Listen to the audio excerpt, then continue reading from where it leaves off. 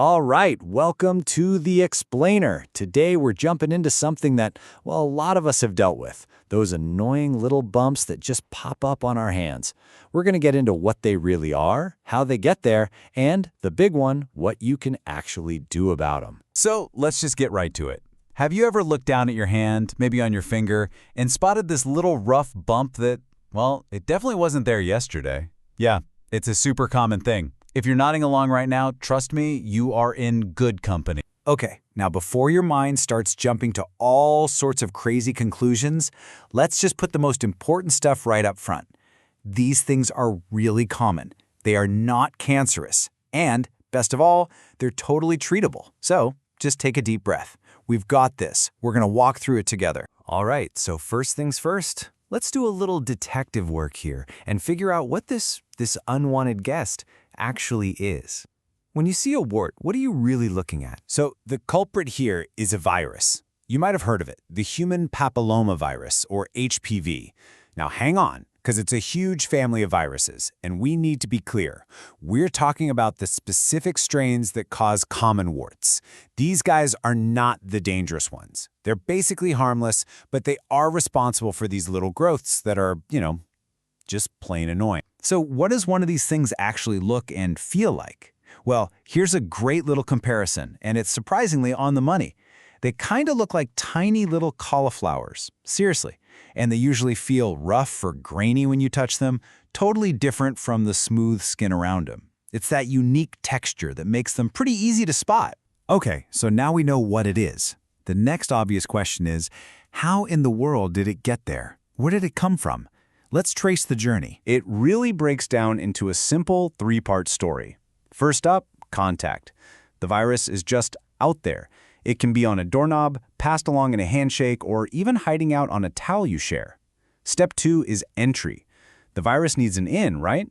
And a tiny little cut or even a scratch you didn't know you had, that's the perfect open door. And finally, step 3, growth. Once it's in, the virus basically tells your skin cells to go into overdrive, to grow way faster than normal. And that pileup of cells is what we see as a wart. But you might be wondering, why do some people get them and others don't, even if they touch the same stuff?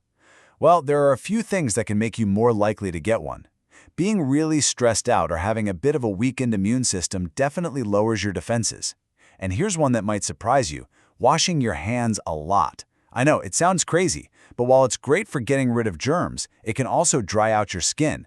And that creates those tiny little cracks we talked about, basically a welcome mat for the virus. All right, so we've ID'd the intruder and we know how it broke in. Now for the part I'm sure you've been waiting for. It's time to serve that little squatter an official eviction notice. Let's get into the different ways you can treat it. So we've got a few different tools in the toolbox here, from stuff you can do at home to things you'll need a doctor for. On the do-it-yourself side, you've got over-the-counter treatments. Most use salicylic acid, and it basically works by peeling the wart away layer by layer. Then, a doctor can take it up a notch with cryotherapy. That's where they freeze the wart off with liquid nitrogen. And for really stubborn ones, minor surgery is also on the table. But look at that last one, boosting your own immunity. That's a huge one.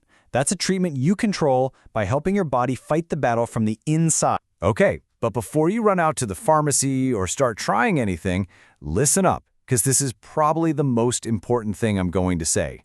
Always talk to a doctor first. Seriously, they can make sure it's actually a wart and not something else, and then help you figure out the safest and best way to handle it. So we've talked about kicking them out. Now let's talk about locking the doors.